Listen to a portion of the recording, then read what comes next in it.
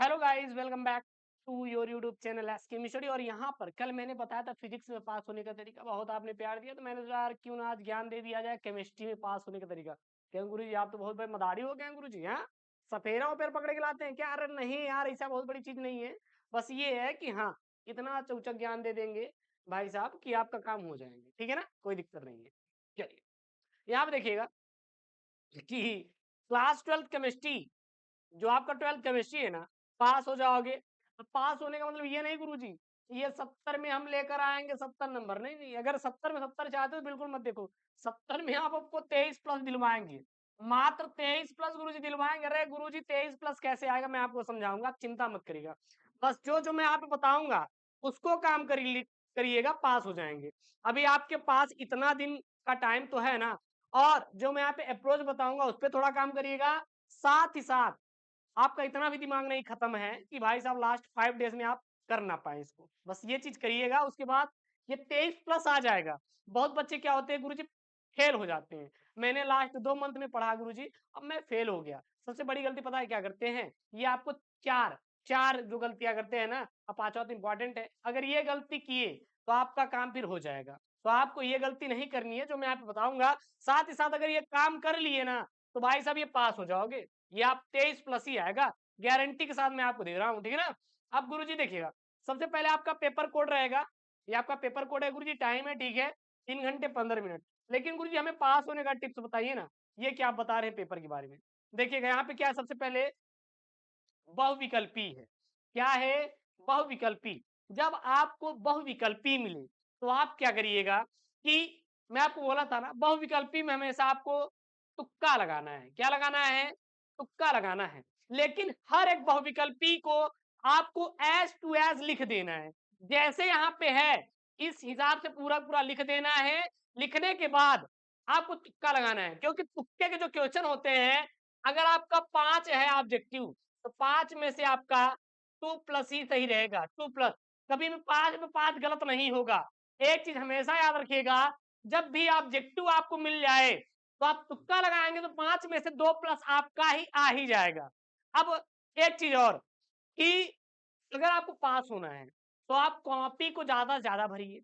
अब ऐसा नहीं करना है कि जैसे कि आपने क्या लिखा, प्रश्नोत्तर संख्या पहले का उत्तर नंबर 5 ppm, ऐसे नहीं करना है। ऐसे नहीं करना, बल्कि क्या लिखना है, प्रश्नोत्तर संख्या पहले का 5 मिलीग्राम NaCl प्रति लीटर होता है, पहला ऑप्शन 5 ppm। दूसरा ऑप्शन 50 माइक्रोग्राम प्रति लीटर, फिर 0.25 माइक्रोग्राम प्रति लीटर और 0.006 मोल। मोल मोल यहाँ पे लीटर इनवर्स। बस इस प्रकार से आपको क्या करना है, लिखना है। उसके बाद कोई एक मारो, लगा दो आंसर, बस काम खत्म। लेकिन आपको लिखना जरूर है। जब आप लिखे रहेंगे ना तो एग्जामिनर चाचा आपको क्या देंगे, नंबर। मैं आपको लिख लिख कर नंबर दिलवा दूंगा। अभी देखिएगा, तो यहाँ पर आपका कितना है, 5 बहुविकल्पी है गुरुजी। 5 बहुविकल्पी। अच्छा ही बताइए, अगर मैं आपको ये पूछूं, ये तो एक 8वीं क्लास का 9वीं क्लास का बच्चा बता देगा कि संचालन से बचने के लिए आयरन पर की जाने वाली सबसे टिकाऊ धातु प्लेटिंग क्या होती है? कॉपर होती है, टीन प्लेटिंग होती है, जिंक होती है या फिर निकिल होती है। तो कोई भी बता देगा यार इसका आंसर की कॉपर प्लेटिंग होती है, जिंक प्लेटिंग होती है, कोई बता देगा। तो ये बहुत सिंपल वाले प्रश्न है, ये तो आपको पढ़ाया ही गया होगा। तो कुछ प्रश्न यार आप कर लोगे। अब देखिए जैसे इसमें है कि प्रथम कोट की अभिक्रिया 50% पूर्ण होने में लगभग समय होता है, कितना होता है, टी हाफ का लगभग 1.1 गुना, टी हाफ का लगभग 2.2 गुना। तो ये सब क्या करना है ना, अगर आपको इसका आंसर नहीं आ रहा, प्रथम कोटि की अभिक्रिया के बारे में लिख देना है इसके नीचे, काम खत्म हुआ। तो जब आप लिखे रहेंगे तो एग्जामिनर आपको आधा नंबर देगा। जैसे एक नंबर है, एक में एक नंबर नहीं देगा, बल्कि क्या देगा आपको, आधा नंबर देगा, 1/2 करके देता है। अब ये नहीं गुरु जी वो 0.5 देगा क्या? अरे नहीं यार, 0.5 नहीं देगा, बल्कि आपको आधा नंबर वो प्रोवाइड करेगा। तो इस प्रकार से आप बहुविकल्पी करेंगे तो अगर आपका 5 बहुविकल्पी है ना तो आपका काम हो जाएगा। अब गुरुजी अगला बताइए, तो 23 नंबर पास मार्का था, आप 3 नंबर बहुविकल्पी से ला लिए। गुरु 3 नंबर नहीं, हम 2 नंबर पाए हैं गुरुजी, आप गलत बता रहे हैं। 2 नंबर पाए, चलो ठीक है 2 नंबर। 21 नंबर और बचता है आपके पास। अब देखिएगा यहाँ पे जैसे न्यूमेरिकल है कि भारा अनुसार 25% ग्लिसरॉल ग्लिसरॉल का सूत्र क्या होता है? CHGOG के विलियन में ग्लिसरॉल के मोल अंश होगा। अब जब आपको इसका न्यूमेरिकल ना है ना, जब आपको इसका न्यूमेरिकल ना है तो एक काम करना, मोल अंश के बारे में लिख देना। क्या लिख देंगे? मोल अंश के बारे में लिख देंगे। अब मोल अंश के बारे में लिखेंगे तो लिखा हुआ और फार्मूला का आधा नंबर एग्जामिनर देगा, आधा नंबर। आप गलती ही करो जरूर, ऐसा नहीं करना है गुरुजी हमें आ रहा है तो हम वही लिखेंगे, नहीं आ रहा है छोड़ देंगे। भाई साहब आपको मैं बता दूं, जो 12th का एग्जाम होता है ना, 10th छोड़िए 12th की बात कर रहे हैं, कि इसमें न्यूमेरिकल भी रहता है, रिएक्शन भी रहता है, फॉर्मूले भी रहते हैं, साथ ही साथ इसमें परिभाषा भी रहता है, सर डिफिनेशन भी रहता है। केमिस्ट्री में, मैथ में, फिजिक्स में स्टेप मार्किंग होती है। स्टेप मार्किंग मतलब समझ रहे हैं कि अगर यहाँ पे है आपका CuSO4 विलियन को 2 एम्पियर की धारा से 450 सेकेंड तक वैद्युत अपघट्ट किया गया कैथोड पर निक्षेपित कॉपर के द्रव्यमान की गणना कीजिए। जब आपको ये सब प्रश्न मिल जाए तो आप फार्मूला लिखो, क्या लिखो? उसका सूत्र लिखो, सूत्र लिखो, लिखो जरूर। कैसे करेंगे? दिया है CuSO4 को 2.0 एम्पियर की धारा, यानी कि एम्पियर की धारा कितना दिया है? 2 दिया है, यहाँ पे धारा कितना दिया? 2 एम्पियर दिया है। टाइम कितना दिया? 450 सेकंड तक दिया गया, ठीक ना? तो यहाँ पर गुरु CU की यहाँ पे दिया गया द्रव्यमान 63। ये सब लिख दो, फार्मूला लिख दो। गलत ही आंसर आए यहाँ पे अगर 2 नंबर का है, 1 नंबर आपको मिलेगा। और एक चीज और करिएगा, ये सब तो आप कर ही लोगे यार, ये सब अब आप ये नहीं कर पाओगे, कोलराउस का नियम, कोलराउस का नियम आप नहीं कर पाओगे, आउट ऑफ सिलेबस से मत करिएगा। कोलराउस का नियम आप नहीं कर पाओगे भाई साहब, इतना तो रहता ही है कि लास्ट डे में कुछ डिफिनेशन पढ़ के जाओगे। जैसे कि मान लीजिए यहाँ पे आपका दिया है आवर्त सारणी से, अब गुरुजी आवर्त सारणी से दिया है, ठीक है, आवर्त सारणी से मैं पढ़ा ही रहूंगा कि हम यहाँ पे 2 नंबर लगा लेंगे। मान लीजिए कुछ जो परिभाषाएं रहेंगी वहां से आप आराम से 3 से 4 नंबर लगा लोगे, तो 7 नंबर आपका ऐसे ही हो गया। अब यहाँ पे आपका कुछ यहाँ पे दिया गया जैसे पोटेशियम परमैंगनीट निर्माण की विधि और रासायनिक समीकरण, भले ही आपको नहीं आ रहा है लेकिन पोटेशियम परमैंगनेट के बारे में कुछ तो जानते होंगे, इसी के बारे में कि कैसे बनाया जाता है, कि जब पोटेशियम को हम लोग Mg से क्रिया करा देते हैं, ये सब करा देते हैं, वो डाल देते हैं, तो बस हमारा पोटेशियम परमैंगनेट तैयार हो जाता है। एग्जामिनर के पास इतना टाइम नहीं है कि वो क्या करेगा कि आपकी पूरी कॉपी को पढ़ेगा। एक बात ध्यान दीजिएगा, बस आप कॉपी को ज्यादा ज्यादा भरिए। मैं आपको एक प्रैक्टिकल बता रहा हूँ कि मैं इंजीनियरिंग जब करता था तो एक सर थे अमित सर, तो मैं बैठा था केवल ऐसी करके, तो उनकी ड्यूटी लगी थी मेरे रूम में, तो उन्होंने मेरे पास आया, कहें कि यार तुम ये प्रश्न क्यों नहीं किया? तो मैंने कहा कि सर मुझे नहीं आ रहा है। अब नहीं आ रहा है इसका मतलब ये नहीं कि मैं लिखा नहीं, नहीं आ रहा तो बोलेंगे नहीं आ रहा तो क्या नहीं करोगे? हमने कहा गुरुजी आ ही नहीं रहा तो क्या? तो कहें कि यहाँ पे क्या लिखा है? मैंने कहा गुरुजी प्रकाश व्यतिकरण से संबंधित वो सवाल थी, अब थोड़ी सी उसकी टफ सवाल होती है, प्रकाश से था। कहेंगे कि अगर आपको प्रकाश व्यतिकरण का सवाल नहीं कर पा रहे हो तो आप प्रकाश के बारे में बताओ कि प्रकाश होता क्या है, प्रकाश व्यतिकरण क्या होता है, व्यतिकरण किसे कहते हैं, मतलब इन सब चीजों को पॉइंट में डालो। आप विश्वास नहीं करोगे, वो प्रश्न था 7 नंबर का और मैंने 2 पेज में लिखा था, उसमें से मुझे 3.5 नंबर एग्जैक्ट मिला था, एग्जैक्ट 3.5 नंबर मिला था। तभी से मेरे अंदर आ गया कि हाँ आप लिखो जरूर, गलत ही लिखो। गलत क्या लिखोगे? अगर प्रकाश व्यतिकरण लिखा है, सवाल है, तो प्रकाश व्यतिकरण के बारे में लिख रहे हैं तो क्या गलत लिख रहे हैं? अरे नहीं यार, कैसे? जैसे ओम का नियम है, क्या ओम का नियम डायरेक्ट लिख दिया जाता है क्या कि यही ओम का नियम है? नहीं, उसको पहले डिफाइन किया जाता है, फिर डेरिवेशन डिफाइन किया जाता है, तब तो लास्ट में ओम का नियम आता है। ऐसे तो होता है ना फार्मूला संबंधित। सो आपको क्या करना है कि हर एक चीजों को थोड़ा सा एक्सप्लेन करना है। जब थोड़ा सा एक्सप्लेन करना शुरू कर देंगे ना, तो वहां पर देखिए आपको ज्यादा से ज्यादा क्या मिलेंगे? नंबर मिलेंगे। और केमिस्ट्री में तो आप नंबर खींच सकते हो यार, खींच सकते हो। कैसे?